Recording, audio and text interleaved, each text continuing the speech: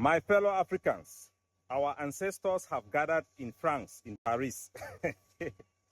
Nigerians, Cameroonians, our ancestors have gathered in Paris, called by their grandson, Emmanuel Macron.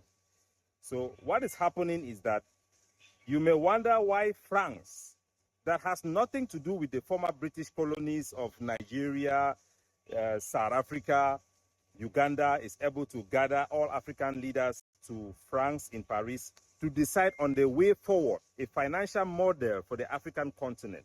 France is the thief that robs Peter to do business with Paul. France steals money from Cameroon and invests in Nigeria, steals money in Ivory Coast and invests in Ghana. France have come to represent the Western interest in Africa.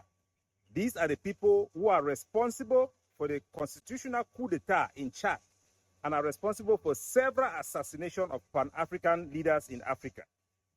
I want Africans to know this. During the time of Kwame Nkrumah, when the French government was testing nuclear weapons in the Sahara Desert, all the African countries, they gather in an attempt to ban the test of nuclear weapons in our continent. The French African countries, they gather themselves and say that France is theirs. The bomb of France is their own bomb. They are willing to allow France to pollute Africa, risk our own population, not for their own survival, but for the survival of a white man that sits thousands of miles across the Suez Canal. So Africans must rise up to this new reality. The French government have taken total control of the African Union. They pay all the staff, they do all the deals on behalf of the Americans and the British. This is the new reality of Africa. And this should be the focus of every Pan-Africans to fight and make sure that our people can finally manage their own resources and develop their own policies that put African interests at the forefront. Where is ECO? When East African countries, they gather so that they can form a new currency. They stupidly appointed a French-speaking country to head and chair the commission of ECO. Today, ECO is dead. So Africans should wise up.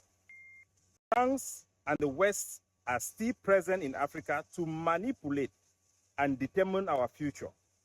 We must resist it, and our people should know this new reality. They have prioritized LGBTQ rights over African rights.